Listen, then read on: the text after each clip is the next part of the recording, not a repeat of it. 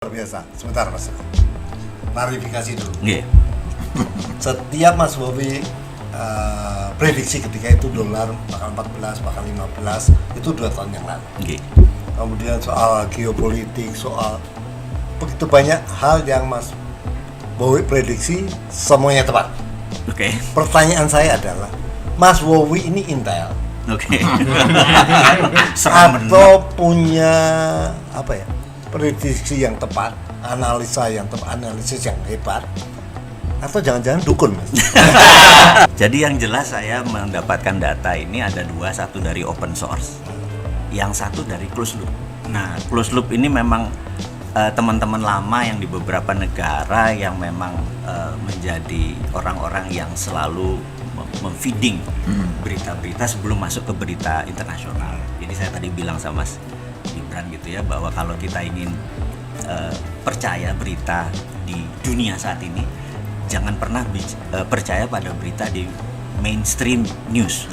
Karena saat ini sejak zamannya Trump berkuasa 2017 ke sini, itu semua berita itu di alternate atau di tailor atau di engineer, di manufaktur, jadi nggak ngono. Emang didesain begitu. Emang didesain karena ada targetnya gitu. Diarahkan. Nah, Diarahkan. karena saya tahu sejak 3-4 tahun terakhir, akhirnya datanya ya tidak ngambil dari data yang open, yang terbuka dari umum, ya kita tanya sama teman-teman pelaku atau yang lagi bergerak tadi. Jadi malah jadi kayak ahli nujum. Iya. Mas Bowi ini sebenarnya kalau memang menggambarkan diri Mas Bowi ini sebagai siapa sih? Nah, menarik nih.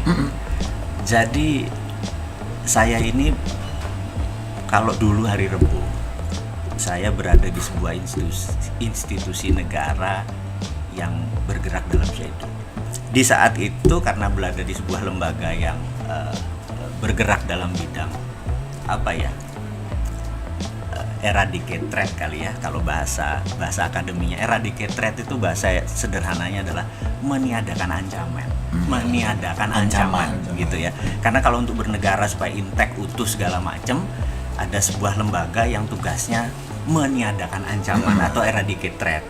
Kalau kepolisian itu dalam struktur tugasnya adalah mempidanakan ancaman. Kalau ini belum ada ancaman. Belum ada ancaman udah harus sudah tahu, ya, ya. gitu. Nah, disitulah kita dulu mencoba. Tugas saya bukan di lapangan tetapi adalah Anstra adalah analisis dan strategi. Jadi data mentah gitu ya, kita dapat, kita analisa jadi informasi kita strategikan jadi knowledge. User kita itu butuhnya knowledge, bukan butuh data gitu. Nah, kita kasih ya, untuk dieksekusi atau tidak ya bukan urusan kita. Sayangnya sejago-jagonya knowledge yang kita kasih, rupanya cara bernegara di atas kurang begitu paham memanfaatkan knowledge yang sudah matang gitu. Lebih percaya pada informasi, pada di dunia mainstream tadi yang seakan-akan itu adalah populi atau suara rakyat. Kan folk day menurut mereka, padahal itu di alternate suara rakyat. Terus sekarang lagi sibuk apa Mas Bowi? Ini ada, saya kan menganut ilmu ekonomi yang namanya MMT, Modern Monetary Theory gitu ya. Jadi berbeda mazhabnya dengan yang ada saat ini dengan Ibu Menteri gitu ya. Dia punya mazhab yang sudah mungkin berjalan sekian lama, dan saya merasa bahwa di ekonomi normal mungkin teori dan ilmu dia bisa jalan. Di ekonomi at crisis mungkin juga bisa jalan, mungkin. Tetapi di economic at war itu mazhabnya sebuah strategi berbeda. Jadi ada buku judulnya The Economic at War. Buku ini bagus banget gitu ya. Baru terbit tahun 2020 ini. Jadi itu mengingatkan waktu-waktu war di tahun Perang Dunia Kedua gitu ya, gimana caranya ngebangun ekonomi di masa perang. Berbeda dengan cara-cara sekarang itu. Nah, perang itu bukan berarti bedil. Ini yang harus diingat nih, perang dor itu bukan perang lalu. Itu kuno gitu. Nah, perang saat ini ada 7 macam. Jadi 1/7 itu yang kombatan yang pakai bedil, yang 2/7 yang 6/7-nya nggak ada hubungannya sama tembak-tembakan, seperti economic war, terus financial war, terus ada namanya biological war gitu ya. Nah, trade war itu adalah bagian dari war zaman sekarang. Jadi pada saat 2017 Trump dilantik jadi presiden, sejak saat itu dia menyatakan declare war, trade war dulu terhadap China. Bagi dunia harusnya sudah mengelola negaranya sudah economic at war, gitu bagi dunia. Tapi tak lihat kok masih normal gitu. Makanya saya waktu itu 2017 saya bilang, sorry, dolar 17.000. Saya bilang ke orang masku ini gitu ya. Iya, kalau kayak gini 17.000 gitu dan lain sebagainya. Dan waktu itu kejadian, jadi bukan karena kita paranormal, emang separuh dukun. Separuh dukun gitu.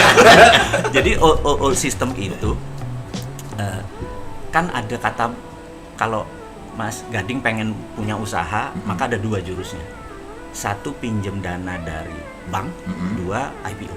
Cuman IPO kan harus 100 miliar omsetnya gitu ya. Nah, kalau moderat, orang yang modal dengkul urat kan nggak bisa ya. Nah, akhirnya kita minjem bank. Nah, minjem bank itu punya kata mantra. Ada jaminan nggak? Ada jaminan. Rupanya secara statistik hanya 7% manusia yang punya jaminan. Jadi yang 97% nggak akan pernah bisa dibiayai dengan cara bank. Gitu kan? Dengan cara bank. Itu yang membuat kita harus, itu old system. Gitu. Nah, new system bagaimana? New system yang 93% ini harus bisa punya jaminan. Karena itu saya di 2017 melakukan studi, karena udah tahu begini akan arahnya bernegara, kan kita bukan orang yang mengutuk kegelapan kan. Saya pikir kita harus punya solusi ekonomi. Saya buat namanya urun dana gitu ya. Jadi saya kumpulkan beberapa investor receh yang naruh 1 juta, 2 juta, 3 juta. Terus ada misalnya waktu itu Arfah ya, Arfah tuh, Arifatona tuh punya barbershop 50 yang 400 sampai 700 jutaan satu cabang, dia membuat 3 cabang per duit X gitu ya. Itu 2 hari soal gitu ya. Terus berjalan suatu hari kita disemprit sama OJK. Ini Anda melanggar undang-undang bursa. Wah, ini 4 tahun 96. Saya bilang, bos, presiden ganti 5 kali, bos. Ini masih pakai 96. Kapan majunya negara gitu kan gitu. Wah, nggak bisa. Terus karena nggak ada aturannya.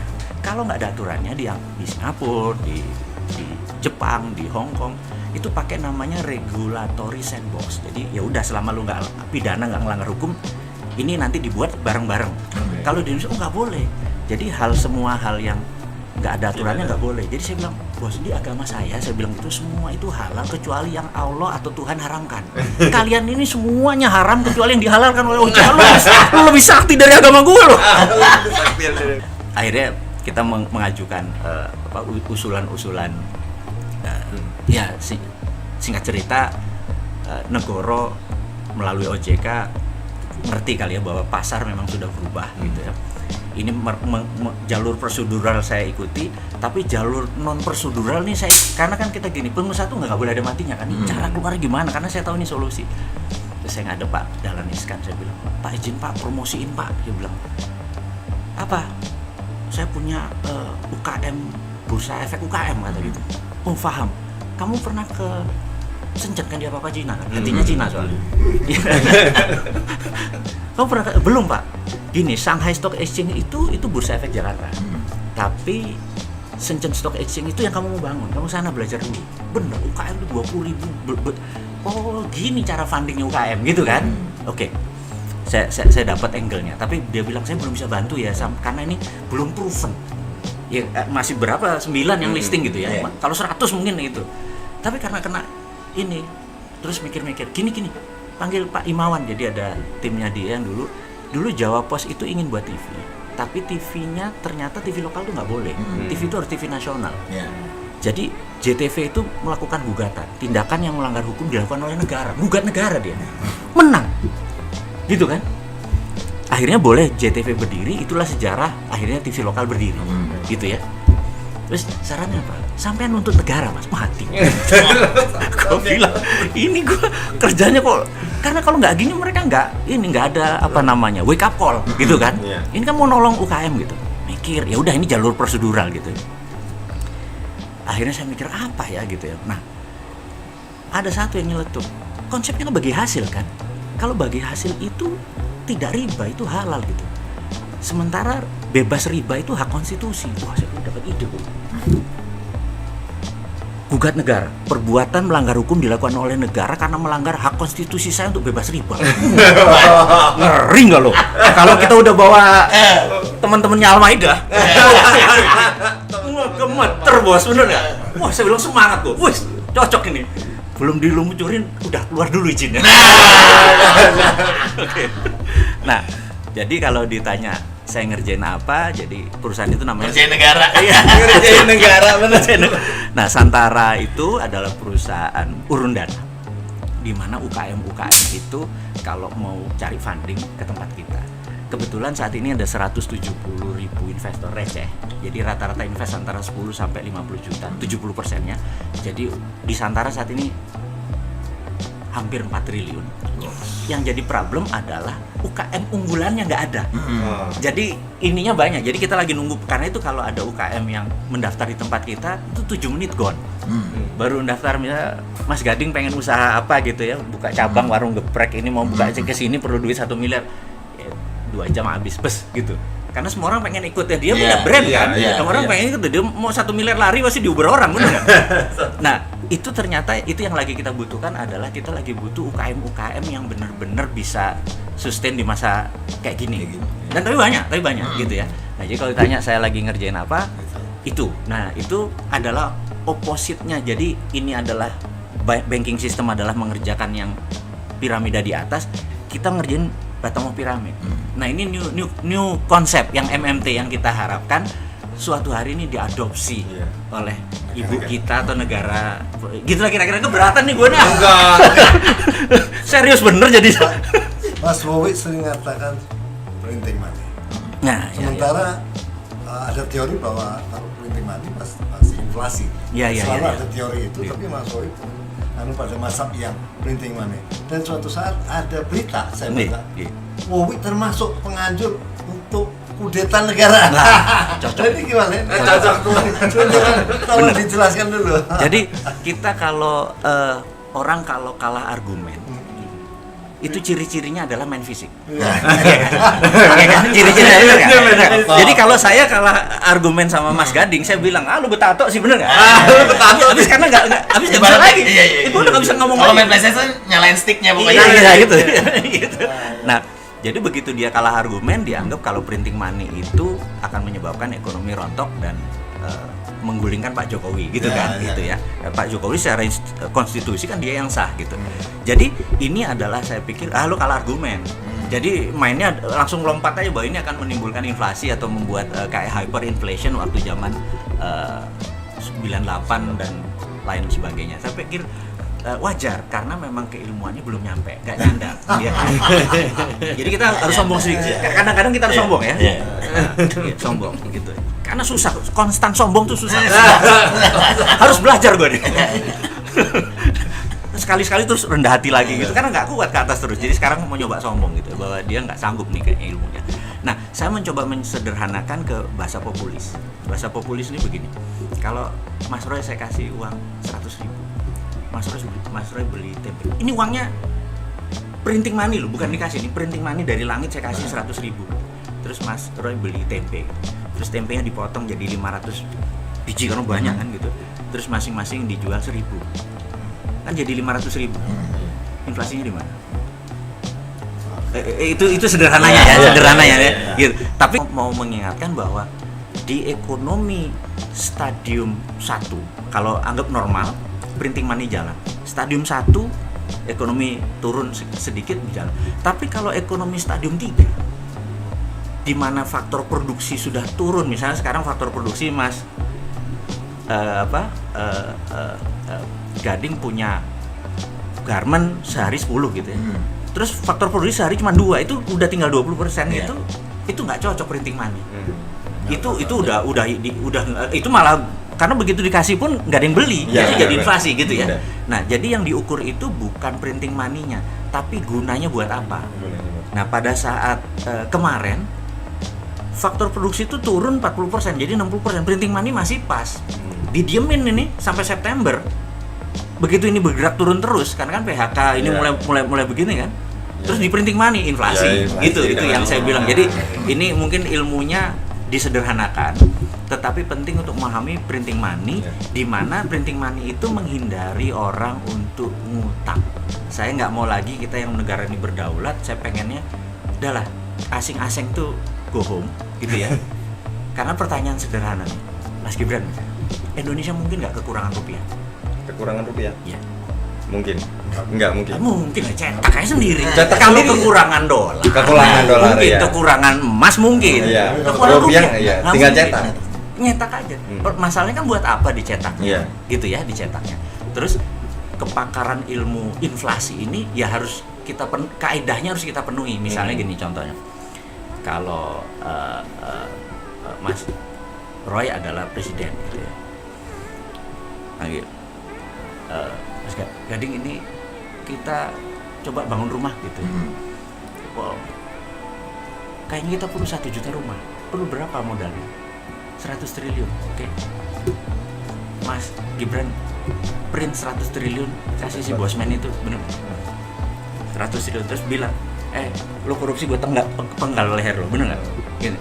Taruh paspor lo, taruh surat nikah lo semua di sini, bener? Ini nggak bisa keluar negeri. Iya. Oke.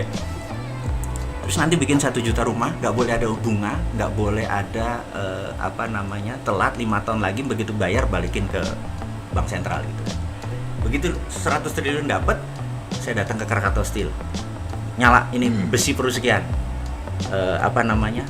semen perlu sekian, bata perlu sekian, kusen sekian semua, dan harus 100% lokal, nggak boleh ada unsur impor. Begitu barang ini datang, berdiri, orang beli. Karena beli kan nggak ada untung yang kita bilang margin, nggak boleh ada margin, orang buat rakyat kok. Begitu beli, uang masuk, begitu masuk bakar. Yang 100 triliun. Yang 100 triliun tadi. Begitu 5 tahun kemudian uangnya dimasuk kan dibakar semua. Iya. Inflasinya di mana? Itu bendanya. Itulah yang membuat Cina. Dipakai Cina itu. Cina tuh punya 2 mata uang, renminbi sama yuan. Renminbi di dalam negeri, yuan di luar negeri. Yang renminbi itu dicetak berdasarkan project base di awal tahun 90-an. Sekarang renminbi sama yuan jadi satu. Jadi dulu itu begitu. Nah, ini nggak boleh keluar negeri. Kalau keluar negeri namanya jadi yuan. Renminbi nggak laku. Gitu. Makanya saya bilang, ya udah kita buat aja rupiah biru sama rupiah merah.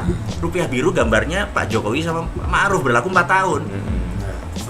Selesai. Coba begitu Mas dapat duit 1 miliar tapi gambarnya Pak Jokowi Ma'ruf, apa yang Anda lakukan? Anda spending lagi. Karena Anda nggak mau orang terakhir megang kan? Nah, ekonomi jadi muter gara-gara begitu. Dipaksa. Pokoknya hari terakhir tanggal segini uang itu harus masuk ke Bank Indonesia ditukar. Telat angus gitu ya. Nah, hal-hal seperti itu adalah, apalagi sekarang udah ada blockchain, udah ada trusted open ledger, itu segala macam.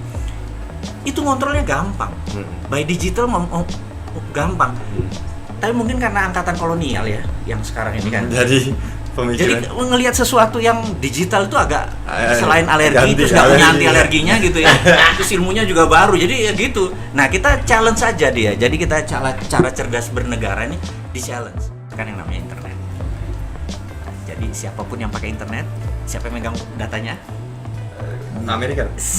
Ya udah mulai pasti self defense mekanismenya keluar.